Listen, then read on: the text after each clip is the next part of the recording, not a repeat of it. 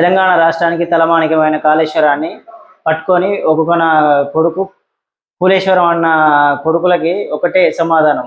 మోత్కూరు బిక్కేరు వాగులో బారుతున్న ఈ కాళేశ్వర జలాలని చూసి ఇకనైనా బుద్ధి తెచ్చుకొని ఎక్కడ కాళేశ్వరం ఎక్కడ మోత్కూరు 260 కిలోమీటర్ల దూరం నుంచి ప్రవహిస్తున్న ఈ గంగమ్మను చూసైనా ఇకనైనా కాళేశ్వరాన్ని తెలంగాణకు ఒక తలమానికంగా గుర్తించుకొని ఆ కుంగిపోయిన 2 పిల్లర్లను పట్టుకొని కూలిపోయిన కాళేశ్వరం అనే పేర్లు పెట్టిన అందరికీ ఇదే చెంపపేటుగా ఉంది. మోత్కూరు పట్టణ అధ్యక్షులు మాటల్లో విందాం కాళేశ్వరం గురించి. కాళేశ్వరం జలాలు మోత్కూరుకు చేరుకున్నాయి.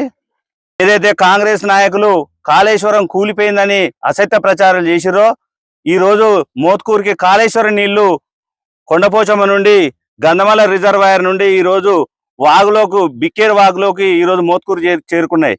మీరు కళ్ళుండి చూస్తున్నారా కాంగ్రెస్ నాయకులారా? ఖచ్చితంగా కాళేశ్వరం కూలిపోయిందని చెప్పిన మీరు ఈరోజు ఈ నీళ్ళను చూసి మీరు కళ్ళు తెరవాలి. ఎందుకంటే తెలంగాణ వరప్రాది అయినటువంటి కాళేశ్వరాన్ని ఎంతో కష్ట నష్టాల కోర్చి ఈరోజు కేసీఆర్ కడితే అది కూలిపోయిందని కూలేశ్వరం అని తప్పుడు ప్రచారాలు చేసి ఈరోజు కేసీఆర్ చేసిన దాన్ని బదనాం చేసే రీతిలో మీరు వ్యవహరిస్తున్నారు. దానికి చెంపపెట్టలాగానే ఈరోజు ఇక్కడ మోత్కూరు వరకు నీళ్లు రావడం ఇది హర్షించదగ్గ విషయం. కేసీఆర్ చేసిన పాలనకి ఇది నిదర్శనమని తెలియజేస్తున్నాం.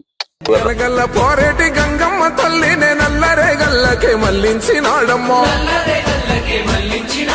కాళేశ్వరము తోటి లక్షల ఎకరాలు కలకాల నాడించే మన పెద్ద రైతన్న.